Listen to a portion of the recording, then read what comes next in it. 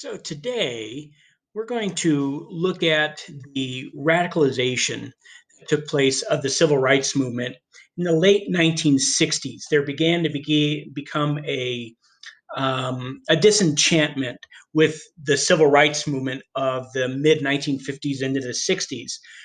Many felt that it was too slow.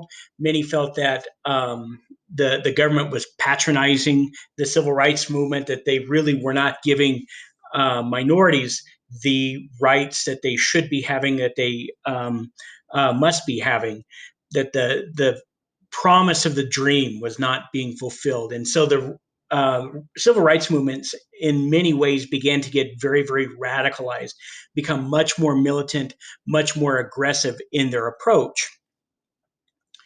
So we're going to look at a couple of these radical movements, a lot of these movements that began to radicalize the civil rights movement. The first one is the Nation of Islam. And the Nation of Islam is found in Detroit in 1930. So it goes back quite a ways. It was based on the Muslim religion, although there were a lot of other things that were added into the Muslim religion. And it was very, very focused. It was focused only on attracting African American converts. They taught one of their core beliefs was to teach African Americans to be self-sufficient, that they didn't need the help of whites, that they could achieve anything that they wanted to without any help of any kind from whites or anybody else. The Nation of Islam was taken over during the 1940s by the man that you see on the left there, Elijah Muhammad. And Elijah Muhammad was a very charismatic leader, and he was when it really began to grow the movement and began to attract a lot of converts. Now, Elijah Muhammad begins adding in a lot of very controversial beliefs into the Nation of Islam. He began to teach that blacks were a superior race and that whites were actually blue-eyed devils. And he began to preach this separatism, that there should be blacks and whites should not mix. And they should not mix because blacks were superior to whites. And he developed this philosophy, this belief that at one time the entire world, it was a utopia, it was a paradise of only African Americans, of not just African Americans, but it was a paradise of blacks throughout the world. And there was an evil sorcerer who developed this race of white devils. And the white devils began to control a lot of power because they had evil powers, and they began to acquire a lot of power and soon began to move blacks into a submissive role to them. That was his belief, and he would refer to whites as blue-eyed devils, and claimed that whites and blacks should not ever mix, that blacks were the superior race. In 1950s, he attracts a new convert, a man by the name of Malcolm Little, he was kind of directionless and just kind of floating around and really didn't have much where to go. And as he becomes involved in this movement, he changes his name. Malcolm Little changes his name to Malcolm X, and he will become a major driving force in the civil rights of the late 1950s into the 1960s. And there you see Malcolm X on the left-hand side of the screen. Now, today, the Nation of Islam is still around today. There's still an organization that has a lot of followers throughout the world, and it's led by a man by the name of Louis Farrakhan. And Louis Farrakhan continues to preach this separatism in the United States, and he believes he's trying to desperately to reshape the image of the black male in the United States, and continues to believe that whites and blacks should not mix. And you see a picture of Louis Farrakhan there. In the 1960s, maybe the most famous athlete in the world, Cassius Clay, who was the heavyweight champion of the world, joins the Nation of Islam, and he changed his name to Muhammad Ali. And he becomes a follower of Elijah Muhammad and becomes very close with Malcolm X and becomes a member of the Nation of Islam. However, eventually Muhammad Ali left the Nation of Islam. He found it too radical, too too militant for his beliefs, and he didn't believe necessarily in the black separatism preachings of Elijah Muhammad. And he eventually becomes a Muslim, just a Sunni Muslim, which is a different branch of the Muslim religion. And he begins to advocate for racial integration. And there you see a picture of Muhammad Ali, the greatest of all time. So now we're going to discuss a little bit about Malcolm X. Malcolm X begins to advocate against the teachings of Martin Luther King of passive resistance, right? We're just not going to do what they want us to do. If it's wrong, we just won't do it. And they can beat us and they can arrest us and they can do all these things to us. And we will have the power of right. Malcolm X said, we're not going to do that anymore. He said it's passive resistance is too slow and it's not working as well as it should. We need to stand up and we need to fight back. And if it means to fight back physically, then that's what we do. Malcolm X at one point advocated for two separate Americas, one white America, one black America, again, kind of following in line with the Nation of Islam teachings. He didn't believe in Martin Luther King. Martin Luther King saw voting as the key to civil rights. Martin Luther King truly believed the key to achieving equality throughout the country was access to the ballot. And that's what he really drove for. He did all the voting drives to get people registered to vote. And then once they were registered to vote, work to get them to the ballot box. Malcolm X said that's not the key to civil rights.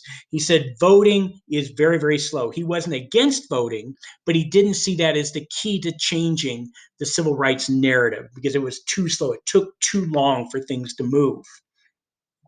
His famous quote is, bullets work faster than ballots, right? Ballots take a long time to get things changed, but if you start shooting, people pay attention really, really fast.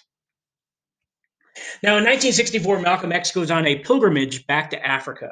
And while he's in Africa, he has kind of an awakening and he renounces the Nation of Islam and begins to advocate, begins to move more towards Martin Luther King's teachings, begins to become much more peaceful in his approach and much more accommodating in his approach and much more interested in integration in his approach to achieving civil rights. So he leaves the Nation of Islam at this point.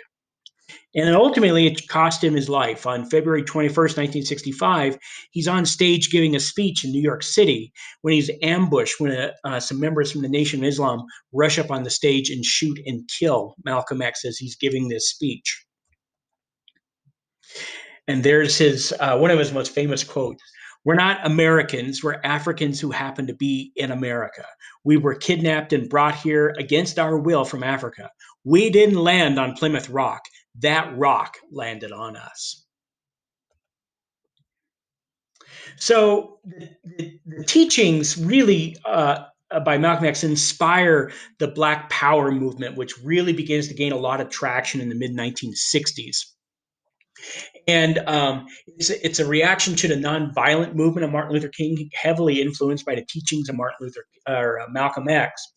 And it saw radicalism as a force to racial justice, that in order to achieve equality and justice, you had to take a very radical, almost militant approach to drive home the fact that they want civil rights.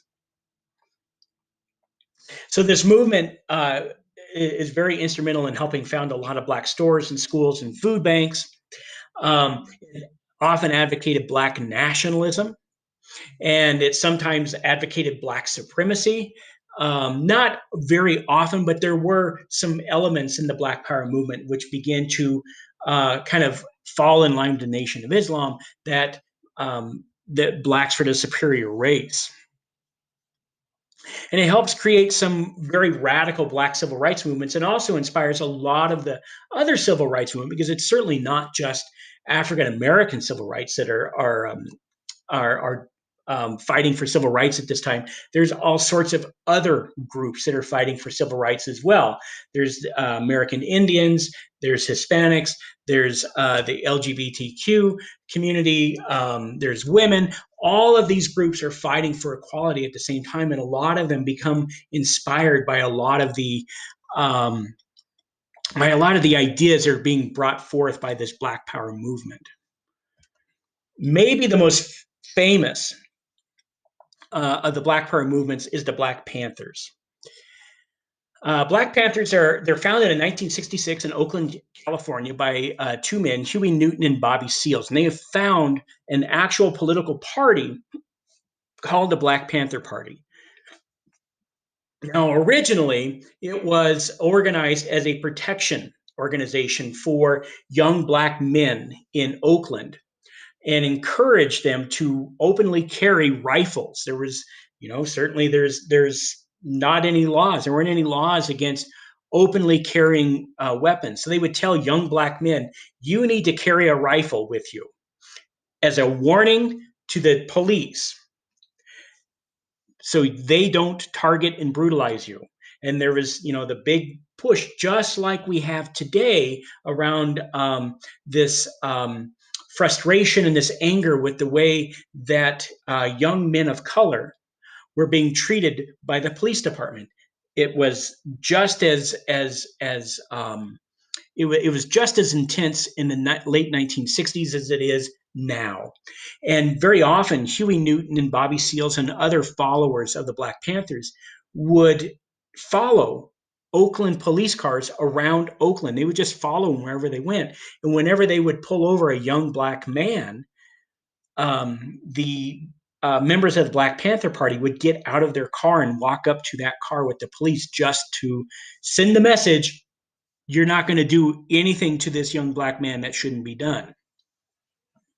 And the term pig for police, that comes from the Black Panther Party. That was a slang term that the Black Panther Party used to describe police. They called them pigs. And the name just kind of caught on in the American lexicon and is still around today.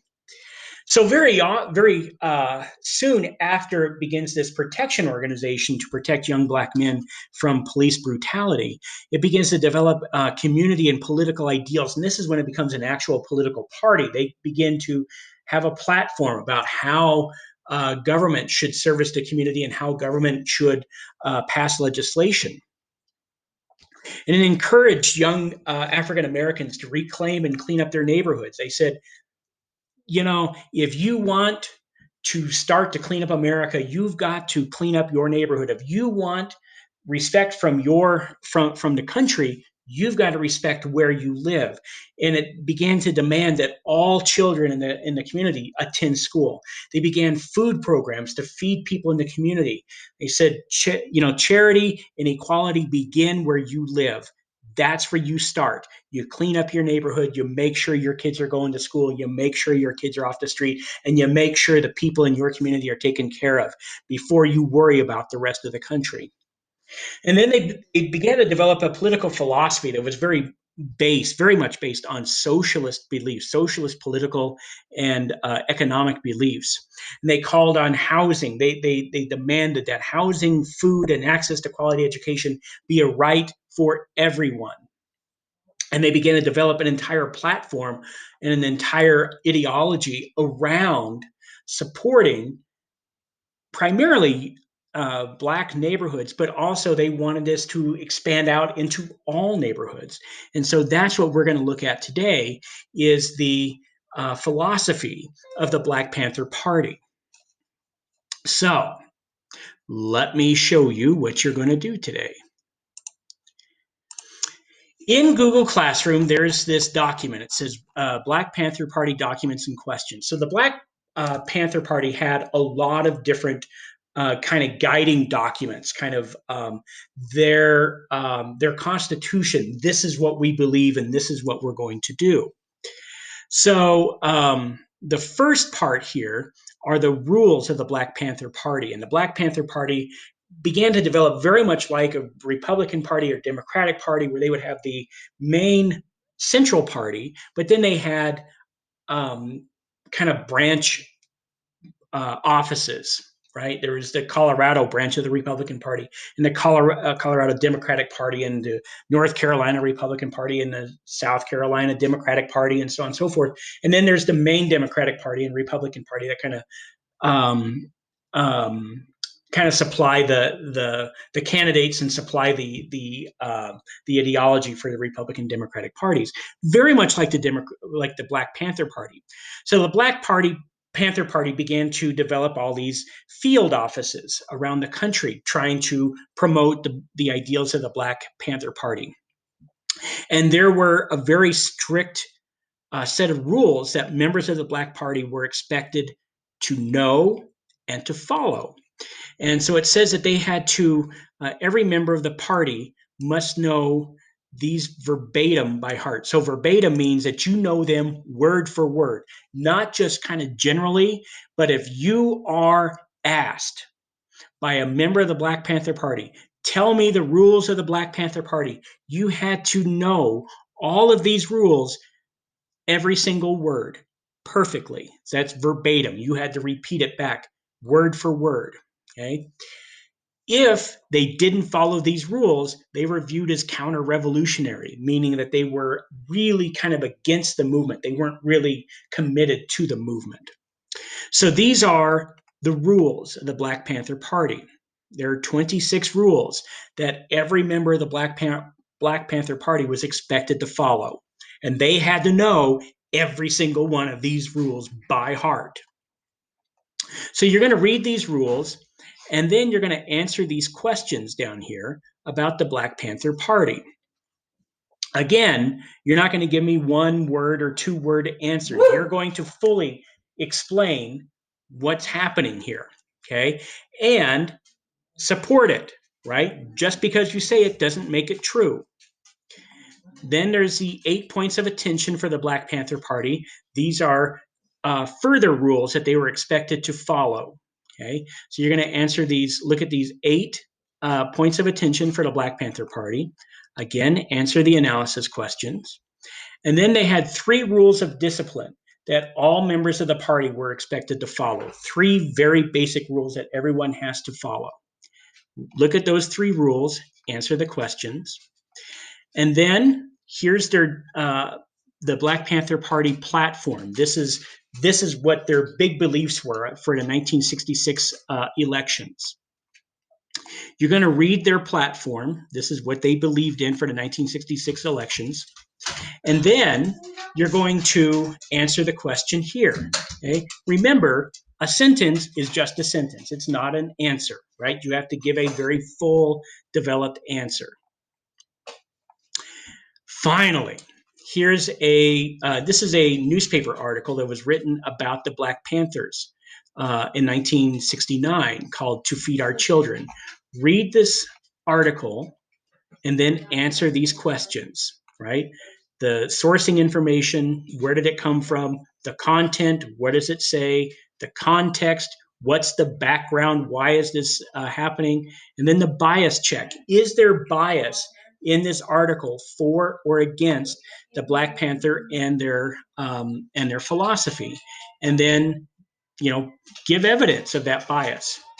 And that's it. All right, you guys. When you're done, turn it in. Take care.